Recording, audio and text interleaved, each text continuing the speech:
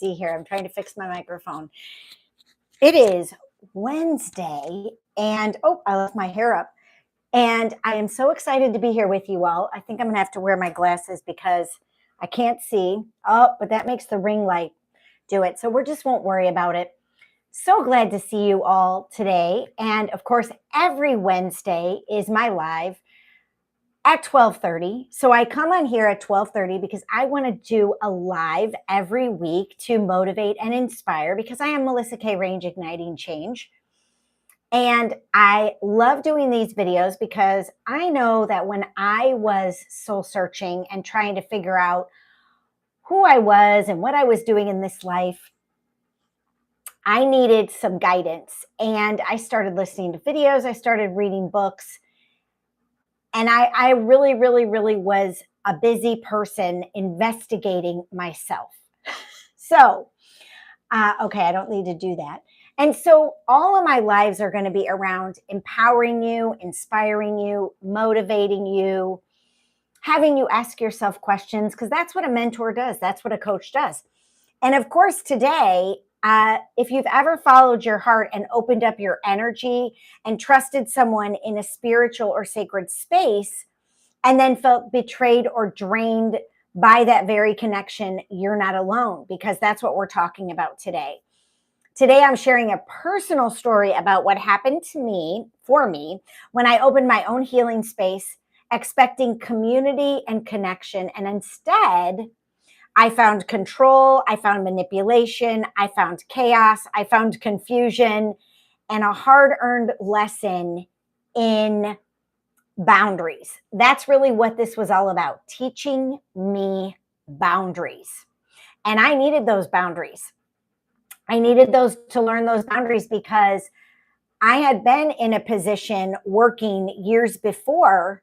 And drop something in the chat right now if you've ever had to walk away from a spiritual or healing relationship. And I know there are many of you out there that have, because it became toxic or out of alignment.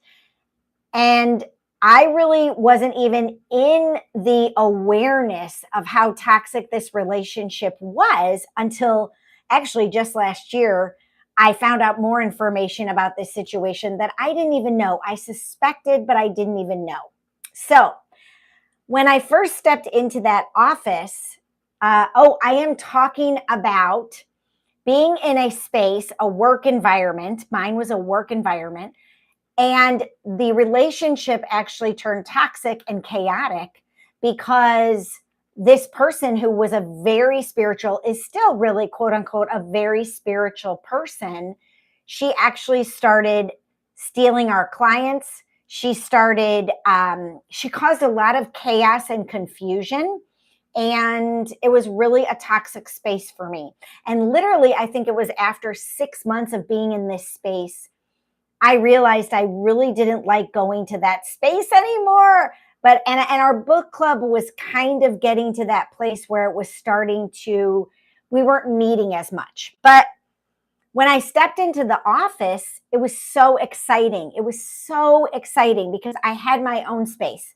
So let me tell you a little bit about where I was. This was 10 years ago now that I rented and leased this space from a friend. And it was a beautiful space with 4 offices. So a lot of us healers and teachers were in, each one of us in an office. And I got to pick my office first. So I had the biggest office, which was really nice because I was a Reiki healer. So I am a Reiki, Asui and Karuna and angelic and crystal and a little bit of holy fire Reiki master teacher. So I was bringing in clients to do energy healing. And I was also mentoring clients. This is actually how I figured out I could mentor clients, because I was a very good listener. And I had learned that from my Al-Anon program, because I had been in Al-Anon for about 6 years by then. So not only was I able to do energy healing and energy clearing, I was able to actually do a lot of mentoring. And that's what ended up happening. People kept coming back to me, not only for the energy healing, but they wanted the mentoring as well. And I learned a lot about myself, but I had this beautiful space that my friend and I created and decorated. This is a different friend. She's an interior designer. So I had this beautiful space. My brother-in-law actually made this beautiful desk, and I actually don't know what that means. And I don't know what that means, your question. And I'd love to know if you all have been in a toxic workplace before. I would love to know. Give me like a thumbs up or give me a thumbs down if you've been in a toxic space. But what happened was, even my first client, this was my first client that I got at this space. Give you a mod. I don't really understand what that means. And so this first client was a young guy, and he took several buses to get to my location. And this woman she owned the space with her her friend, they were like, "Oh, you're bringing in somebody from outside. Do you know this guy?" I said, "No, he's coming to my office," which my office was in this bigger space.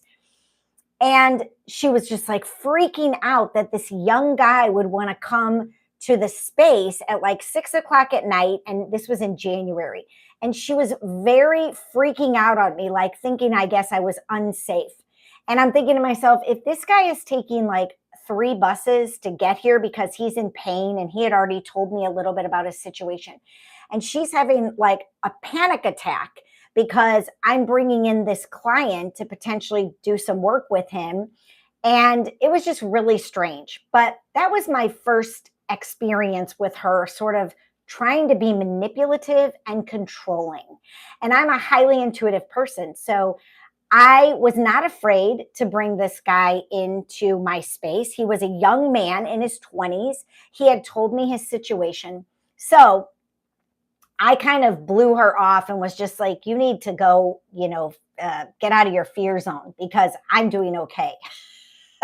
No, thanks. I won't be doing that. So I imagined this space having lots of clients. I imagined doing lots of fun, amazing classes. This was something that I was so excited about, you all. Have you ever been excited about having some sort of wonderful entrepreneurial sort of job, and you're doing your own thing and you love your space and it's very calming, and people would come into my space and say, I love this place. This is so wonderful.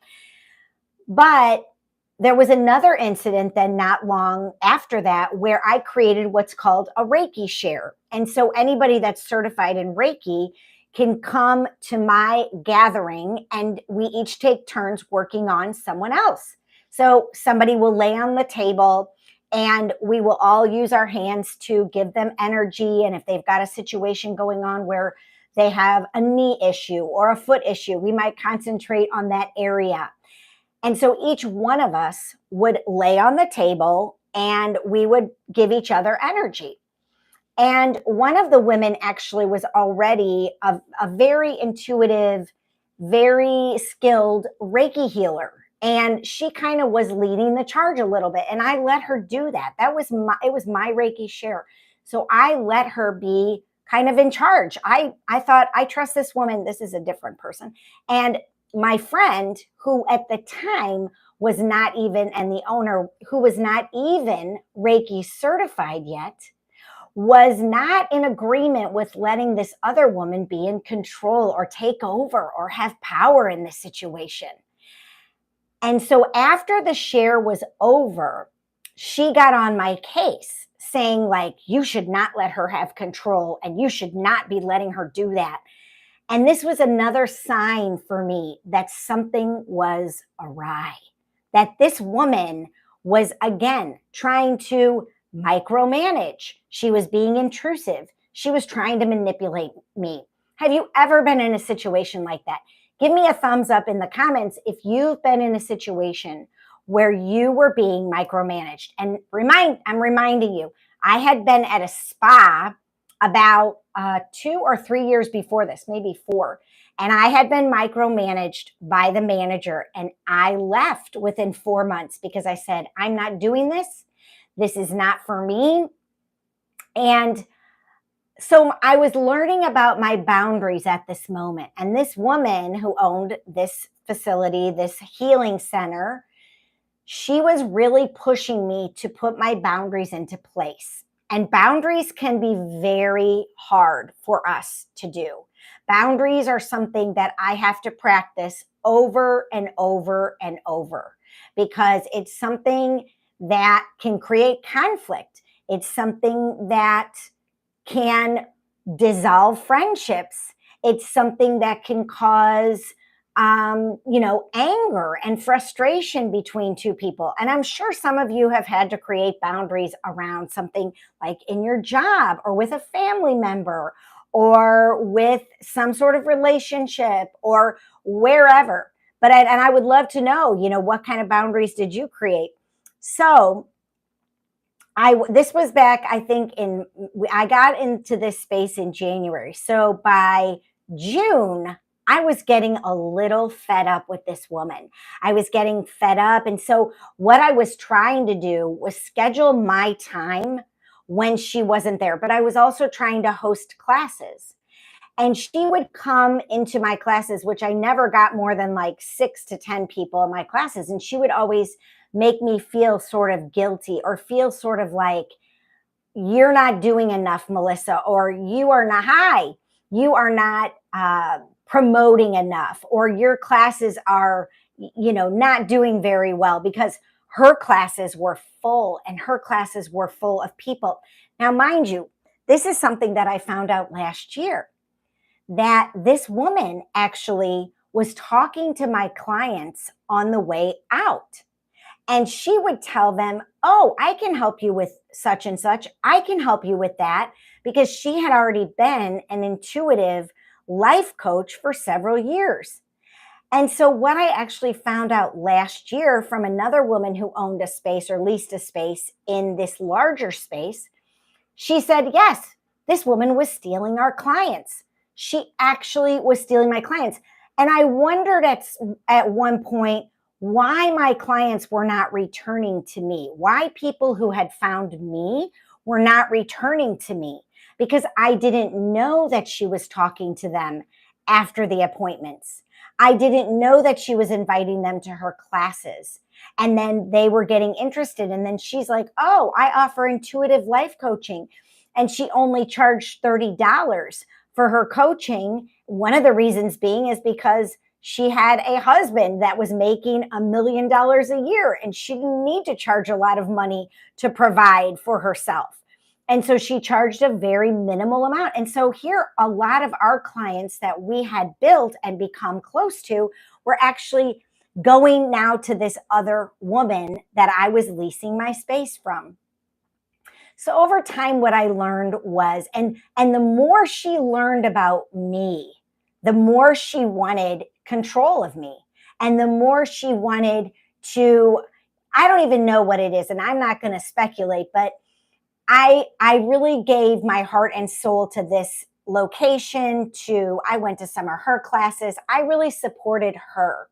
But in the end, I ended up walking away from this space. And when she asked me if I was going to renew by the end of the year, I said no. And I told her, I said, the reason is because I'm a single mom and I have 3 children at home, and I was driving back and forth to the space, and it was craziness as a single mother with younger children. And so I thank you for the hearts. And so I finally told her, hello. Oh, my day is fabulous. How's your day? I finally told her that I just couldn't do it, and I couldn't be driving back and forth and having the crazy schedule. And actually, I ended up bringing my Reiki practice and my mentoring practice into my home. I switched some things around, but it really gave me a lot of relief not having to be in her space anymore, because even though she portrayed herself as a very highly conscious, highly evolved, spiritual person, and don't get me wrong, she does have a high consciousness of awareness and things like that, but she wasn't willing to do the deeper work on herself, because we can be very conscious about things. But if we're not looking at ourselves and looking at our own behavior and looking how people are responding or reacting to us, yes, just imagine being a single mom. Yeah, being a single mom, it's not an easy job at all. But I I have learned how to do it. And I, over the years, have practiced, and I have gone to many self-help certifications, many self-transformation events, many for many years. Read a lot of books, listened to a lot of podcasts. I mean, I talk about this all the time with people is, what are you doing to work on you? What are you doing to learn about yourself? I keep saying this in all my videos. Know thyself. Know thyself. It's very important. It's probably the number one reason why we're on this planet, why we're here on earth. Know thyself. Okay, back to my story. I'm going to ask you a question. Have you ever stayed in something too long because you thought you should, or because it looked good, like on paper? And what finally happened when we looked at the situation without denial? Because I was in denial. Oh, thank you. I was in denial about what this woman was doing in this situation. Now, mind you, I've used this terminology before, and let me use it again to remind you. Why is this happening for me? Not to me. Why is this situation happening for me? Well, because I needed to learn boundaries. And if I hadn't learned the lesson, the universe is going to continue to give me the lesson. Have you ever noticed this about your life? Life is not linear. It's cyclical. So the lesson's going to continue to visit you and continue to visit you. Yes, we are. You're exactly right. We all do it. You're correct. This is life. It's a cyclical process. It's kind of like, look at the seasons of nature. It's cyclical. And I don't know where you all live, but where I live, I have 4 seasons. And I love the 4 seasons because the 4 seasons remind me, oh yeah, this is when everything in the summer, when everything is flourishing, all of the bees are out pollinating, and everything is, my raspberries are going crazy. My hydrangea bushes are going crazy. Everything is flourishing. This is a time of lush abundance when Mother Nature is just thriving in all of her glory, and we're seeing it. And so I love the change of seasons because each one represents something different. And if we pay attention, we can learn about that within our own lives, within our own selves, and we can start to watch how we are in those cycles. So the cycles are very important. Let me get a drink of water. So I want to talk about the pain points that we feel when we're in a toxic situation. If you're in a toxic workplace, if you're in a toxic relationship, where you need to learn to create boundaries. Okay, many of us were taught to be nice, not honest. And I know for me, I do not like conflict. I did not like conflict. I did not like trying to work through things because I didn't see that modeled with my parents. What I saw modeled with my mom was stuff your feelings and don't talk about it, because if you talk about it, it's just going to make the other person mad, and the other person then is going to reject you or shut you out. So what I learned was stuff it. Please let me know in the comments if you've ever experienced this or you've ever felt this. The second thing is be spiritual. This person that I was in this relationship with, in this situation, she was all love and light. It's all love and light. Everything is good. Everything is good. And it's all love and light. Well, no, sometimes we have to work through the darkness or the shadow or the underworld, it's called, in order to emerge back in a new consciousness, a new space where we have let go of something, or something's been stripped away from us, and we are a different person. We have released some of that lower consciousness or shadow within us. And we have to do that in order to evolve as a soul. But some people don't want to do it. And I get that. I understand. It's really hard work, you all. It's really hard work. But I do it because, no, me neither. Yes. Thank you. Thank you for sharing that. I can't do that either because I used to do that. And do you know what that's called? That's called spiritual bypassing. And I learned what spiritual bypassing was. I had no idea what it was about 10 years ago. And I thought to myself, what is this thing, spiritual bypassing? What in the heck is this? And then I read an excerpt in a book about what it is. I've read it now in several places, and I refuse to do the spiritual bypassing. But this person that I was in this relationship with at my workplace, she was spiritually bypassing. And to me, love and light, everything's love and light. That's spiritual bypassing. Okay. And then another one, well, so if you're just spiritual, then you're not sovereign. And I have learned over the last 5 years the real meaning of being a sovereign being. And I delved into a lot of avenues about sovereignty. And now I teach my children and I say to myself every day, I am a sovereign being. And that's a mantra that you all can pick up and start saying. I am sovereign every day.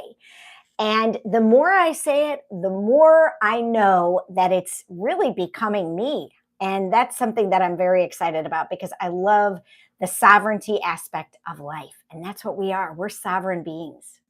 Okay, the next one is I just want to be loving. I just want to be loving, but I don't want to be clear on how I'm feeling and what that looks like if I say and be direct with somebody. And sometimes for me, that used to be really hard.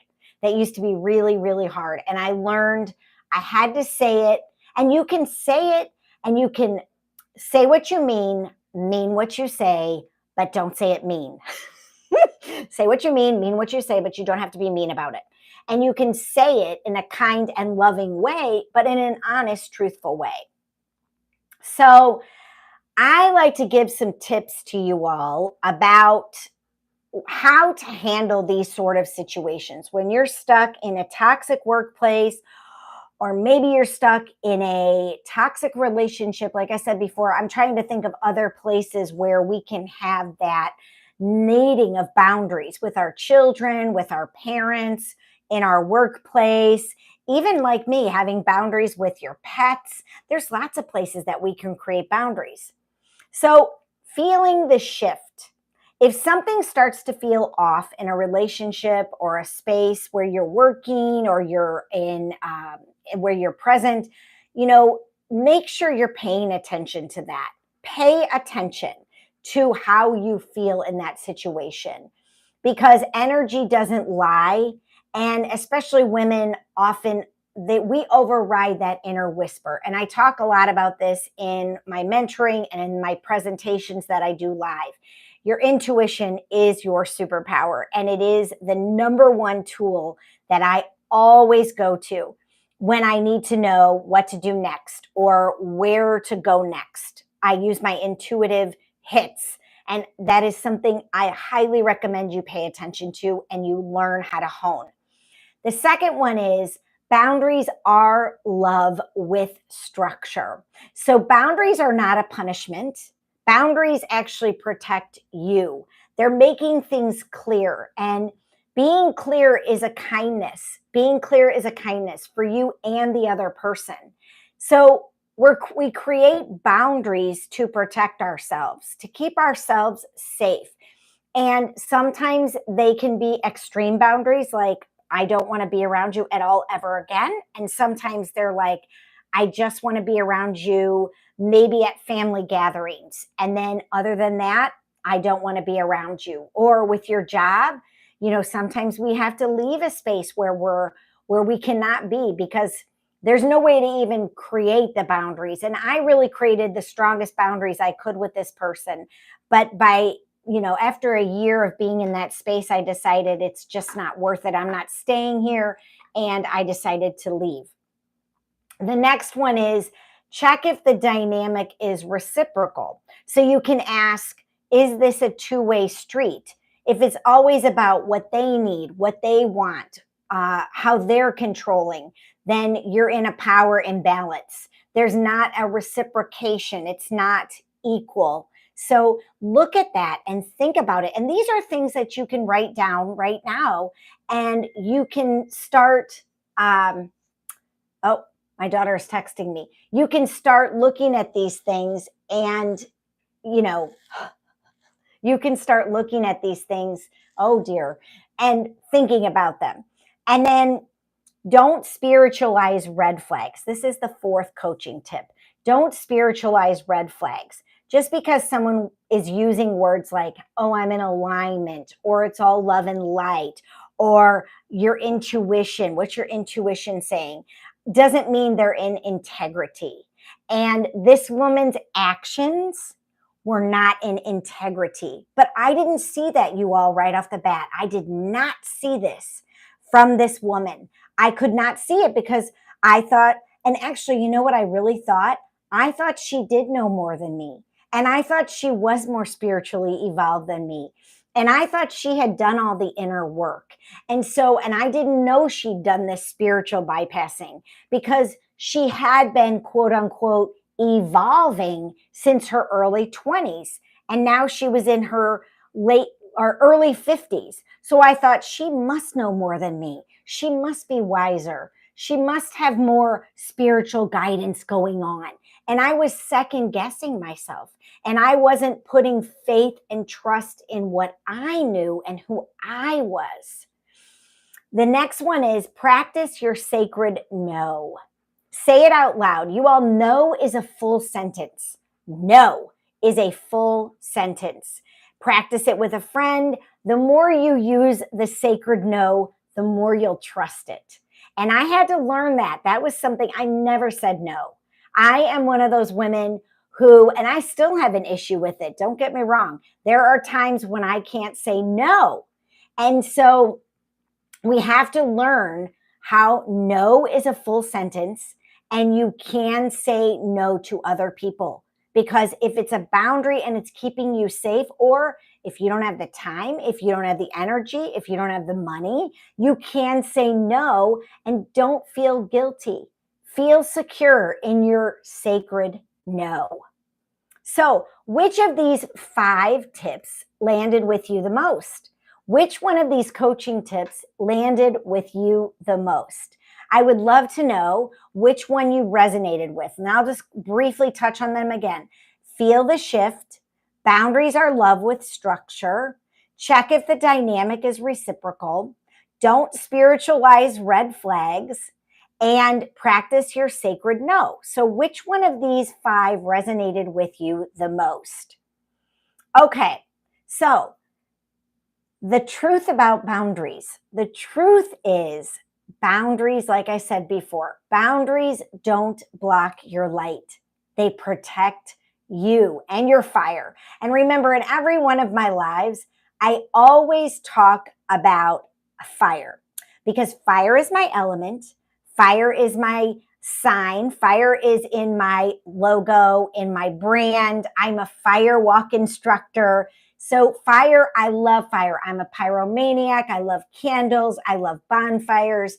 I love the colors in a fire. You know, I love fire. I think fire is so healing. It's so powerful. It is, of course, way we cook food, you know, the warmth of fire. I mean, these are, thank you. There's my dog drinking water because he was on a walk with my son. So fire is my element. Yeah, put some fire signs in the, they all touch me one way or another. Boundaries say no and don't do only the love and light. Yes, yes, yes. This is so true. Thank you for sharing. I really appreciate that. But we have to protect our boundaries. And they really do. They are so important. They're something, like I said, I really had no idea how to put boundaries in place. And I have learned that. Actually, you know how I really learned it? From my Al-Anon group that I've been in for 16 years. I learned about boundaries. And there are so many ways we can create boundaries. We can turn our phones off when people are harassing us. We can lock our doors if people are coming over and wanting to come in our house and hang out with us. Those are simple boundaries that sound really easy in the sense of we could do that. But when we're in a workplace and we have to go back to work every day, that can be a really hard place to set boundaries. And I know this, but it's a practice, you all. And when you do it, always remember to celebrate yourself, to celebrate that you did something to empower you, that you did something to keep yourself safe, that you did something to put a structure in place that makes your life better and safer and more whole. And so you are the keeper of your energy. You get to be the keeper of your energy. You know, our aura goes out about 6 feet. And when people come in, and especially if people come in too close to us, we start to feel invaded. Well, that's kind of how I felt by this woman in this workplace. I felt that she was mothering, managing, and manipulating. That's what I say, because those are Al-Anon terms that we use: mothering, managing, and manipulating. And she was trying to control my life. Oh, just a second. Uh, Telling my daughter. So